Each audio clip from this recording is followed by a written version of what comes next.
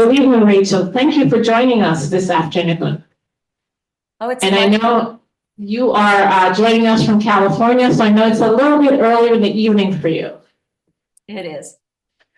All right, awesome. So I met you earlier. My name is Sharon Sewell-Fairman. I'm the president and CEO of Women Creating Change, and we're partnering here with PowHer. And so I'm going to start with asking you a few questions in terms of the impetus for the film. And then I'll ask about 2 or 3 questions, and then I'd love to turn the mic over to a couple of folks in the audience to ask their questions as well. Sure. All right. So, as I mentioned, I watched the film this morning. I was so inspired, so motivated. Lilly was just an incredible woman. And so my question to you is, how did you meet Lilly? And were you involved in Lilly's case? No, I wasn't involved in her case at all. I didn't know her then. I met her the same way that most of you met her, in that I was watching the Democratic National Convention on television in 2009, and I saw this remarkable woman talk about fair pay in front of millions of people. And I was captivated by her and her story, and I reached out to her the very next day. So I just knew I wanted, she had this incredible character and she had this incredible story. And, I've always loved movies like Norma Ray and Erin Brockovich and Silkwood and North Country. And I just saw, when I saw her on television, I had a sense that her story was going to be very much like that. Mm-hmm. And what was her reaction when she answered the phone? At that point, a lot of people were chasing her story, and she was in the middle of writing a book. And so she wanted to wait until she and Lanier Scott Isom, her collaborator, had finished their book, which took 2 or 3 years. And then I went back to her 2 or 3 years later, and it was partly Lilly, and it was partly her attorney, John Goldfarb, who's also a character in the movie. Mm. And I just had to convince them that even though I wasn't a studio and I wasn't a well-known director, I just promised her that I was going to live and breathe this movie until I got it made. And listen, she said to me, it's going to take a long time. It took me a long time to get this law passed. It's going to take you a long time to get this film made, but I believe in you. And she did, and it was a beautiful, she was the wind behind my wings the whole time. Wow. She really was for me, just watching the movie as well. And so my second question is, why did you want to make this film, which will premiere in May, and everyone in here will tell their family and friends to go see it? Thank you. What are some of the key challenges you had? What was yeah. So the film is going to open nationwide on May 9th, just ahead of Mother's Day. And as you said, I hope everyone will take their families to the movies. I wanted to make the film because her character and her story are both an amazing story and an entertaining story and a heartwarming story, but it's also illuminating. And the story tells us that ordinary people can do extraordinary things, and that sometimes it just takes one fearless voice to start to make change. And these are very important issues that people all over the world need to be reminded. We need to be reminded every day. So, my goal wasn't really to make a film about politics or fair pay, not really at all, but really to tell the story of an amazing woman, an amazing character, a determined, tenacious Alabama grandma. I would say some of the challenges in making the film are, movies about middle-aged women that are political in some fashion, that are made by, non-famous filmmakers. It's very hard to attach talent. And so I have to really, I'm so grateful for the day that Patricia Clarkson said that she wanted to play Lilly Ledbetter and would join me on this journey, because, Patty is a very beautiful, well-known actor, and actors of her caliber don't always work with directors they've never heard of before. And that's a remarkable thing about her. She's worked with many first-time directors. And the other, challenge was, how are we going to get this film made? I tried for 5 years to get it made in Hollywood with very well-known, well-established directors, and they couldn't get it off the ground.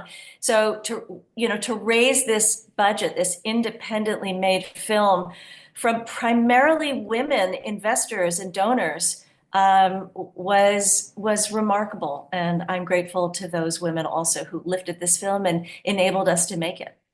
That's amazing. So you're saying not one male invested in the Oh, film? no, we Oh, did, okay. of course, of Okay. course. But Okay. we have over 200 investors and donors, and I would say 85% of them are women and mature women. Mhm. No, that's great. That's great. And so channel Lilly for a minute. And I know that you've immersed yourself in her life, just interviewing her. What would she say today? What advice would she give up to us to advance the cause? Because as I watched the film, there were moments where she said, you know what, I'm going to give up, right? And what I saw was that the love of her and support of her husband, and, she had a fight in her. And she was able to stick through, a couple different no's, but she kept going. So what would she say to us today? There were a couple of points that Lilly liked to make over and over again. And one of them is obvious from the film and also obvious from the women in the room with you right now, is the power of community. Yes. That, you start out as one person who needs to speak for justice, but you need to find community. You need to find other people who believe like you do and will get behind you and are doing similar work. You can't fight monolithic power structures alone. And she knew that, and she was so grateful for all of the organizations and advocates who fought by her side. The other point that she liked to make is that you have to start early, and she wanted to speak to young women about their careers and to give them courage to be fearless in negotiating that very first paycheck, that very first job. You don't say, oh, I'll just get the job and then we'll worry about it later. No, you worry about it now, and you are fearless and know your worth. That was very important to her, that young women started off right.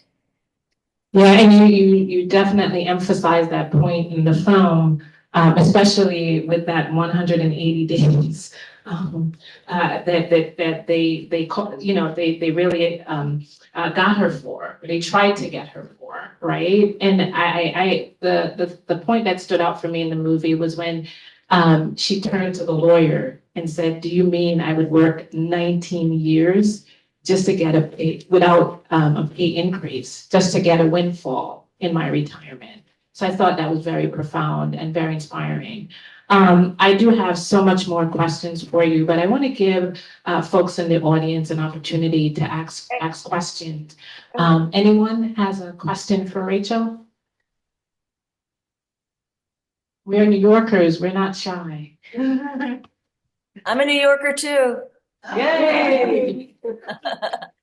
So, hello? No. Here, just you, Mike. We turn that one off because it was acting. Hello, Rachel. I've seen the movie and I thought it was phenomenal. Just phenomenal. And for someone who went through the equal pay struggle and actually was able to meet Lilly Ledbetter, this was something true and dear to my heart. However, the soundtrack that you actually had to go with the feature film was phenomenal. Oh, good. I mean, it was just a tearjerker. Like, it sets you up, and then you just looking, and the words and everything echoed what was going on. I just thought it was outstanding, and you really did justice to bring about the person and also the music involved in that process. So I just wanted to thank you. Oh, And saying that, I really appreciate to it. understand the process of, just not being paid this actually really highlights the matter to the 10th degree. And I just thank you for that because the struggle continues. It does. Thank you so much for your kind words. I very much appreciate that. And I love that you love the score. We do too. I had, our post-production department and our music department was 100% female. So all of the musicians of the final song, I don't, there's a final song over the credits that's an original song. But all of our engineers, all of our post-production people, all of our musicians, all the songs were written and performed by women. So thank you for noticing that. Anyone else? Thank you so much for being here with us today. I haven't seen the film yet. I'm really to it. And one of the questions I wanted to ask had to do with, it's so interesting, we've heard about Lily's story, we've seen her leadership over the years, and then even hearing about how you have made the film, right? The barriers you faced in making this film, the disparities for women in even telling a story about a woman who faced such severe disparities in her life. And I'm just wondering if you're doing any kind of work around that to kind of raise visibility, not just about Lily's story, but the story around what it took to make a movie about this issue and about a woman later in life. So what exactly is your question? I was just wondering whether, whether you plan to kind of raise any visibility about the challenges you face in even just making this movie, because I feel like that tells it tells a continuation of the story about gender inequity in this country. Yeah, I would love to. I would love to. I don't know that I've been given that many opportunities yet to talk about those things, but I do think it's important. Lilly and I used to say, whether you're an Alabama tire factory or you're a film director in Hollywood, sexism is the same no matter where you are. And, my own career, my own exclusions, my own sex discrimination in the industry that I work certainly made me even more sensitive to her story and interested in her story than I might have been without those experiences. But, I'm sure everyone in that room has experienced these kinds of things. And I've been an advocate for women behind the camera for decades and been talking about these issues in my own industry. So there is certainly a lot of overlap, and there are stories that I am very interested in illuminating. Thank you for saying that. We'll take one last question. Go ahead. Hi, I was amazed of your film, but what brought it home for me is how you brought RPG into this conversation, because her story alone is incredible. And then to show the parallel, how women can use their position of leadership to join in battles of other women to raise the voices is the messaging that I kind of got from how you introduced it to us, how you were giving us the background on her dissent and her decision to go vocal on it, while she still stayed with her colleagues in the courts. Lilly was able to get out there and still mix it up. Was that any thought when you put this together, or did I it have just to happen say, organically? It happened organically, exactly. When I first wrote the script, there was none of that archival footage in the film. It really hadn't been in my mind. I'm a, dramatic film director and screenwriter, and I'm not a documentarian. That's not my default, kind of thinking. But as we were cutting the film, initially, we really wanted to ground the film, particularly toward the end of the film with the congressional voting. There was really no way to convey that sense of urgency and, getting how many people were counting and how many numbers, and then immediately to have Bush come in and you veto the whole thing. So we started to find archival footage and put it in. And then the more we did it, our editor, Joan, it was a wonderful idea. And she said, listen, I want to incorporate Ruth Bader Ginsburg. And I went, what? No, it's going to make the whole film like a documentary. And she said, just go away. Just let me do it. And she did. She and her assistant found these incredible pieces that you see. And even though, this is the beauty of working with great collaborators, my initial instinct was I was not inclined to go that way. And then when I saw it, it was really undeniable to juxtapose dramatic scenes with actors and screenplay juxtaposed with the reality of Ruth Bader Ginsburg, of all people, talking about the very thing.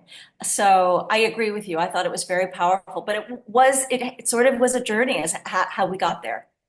You did it for me, so thank you. Thank you. Well, thank you, Rachel. I just want to ask one last question before we let you go back to your sunny afternoon, and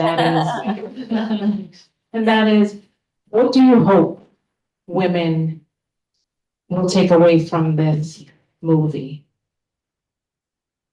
Well, I hope women and men take things away from the movie. And I will say that one of the things I'm really gratified about it, we've been traveling the country in a film festival tour ahead of the film opening on May 9th. And at the festivals, the men's reactions are so beautiful, and they are so grateful and appreciative of having these strong male characters of John Goldfarb, her lawyer, and Charles Ledbetter, her husband, behind her, and to tell a story that's about gender equity, but through the lens of family and the inclusion of men and the relevance and the importance of men. So I hope that men and women and boys and girls all come away knowing that whatever the issue is, wherever you've experienced injustice, I hope this is not just about gender justice. This is about all kinds of justice, that anytime anyone has been othered or treated unjustly, that they might find the courage to speak up, and they might find community to join with them to elevate those issues so that we can change society and make it better. Well, thank you so much for taking the time to join us. The film is just an awesome and inspirational film. I think it's going to be much more and have much more impact than we all can imagine at this point. So thank you so much. And let's give Rachel a applause. Thank you very much. It was a pleasure being here with all of you. Rachel, before you leave, I'm Beth Neufeld from PowHer. I just mentioned to the group before you came on that Lilly Ledbetter was part of the fight here in New York, and she came a number of times and stood with us, called Governor Cuomo, to help him, move this forward. So it's very personal for us in New York. And, Lily was really beloved by the people who knew her. And I think you really created a character that, Lily was bigger than life almost. But I think you did such an excellent job, giving us everyone a vision for who she was, the strength. And her book is called Grace and Grit. And I think it's really an appropriate title, for Thank you. Lily. The book is beautiful, and I recommend anyone who is interested in knowing a little bit more about not just the political story, her personal story. It's a beautiful, beautiful book. Great. Thank you for being with us here in New York. And we will promote and share this movie because everyone should see it. So thank you for being with us. Such a pleasure. Thank you all. Have a great afternoon. Bye.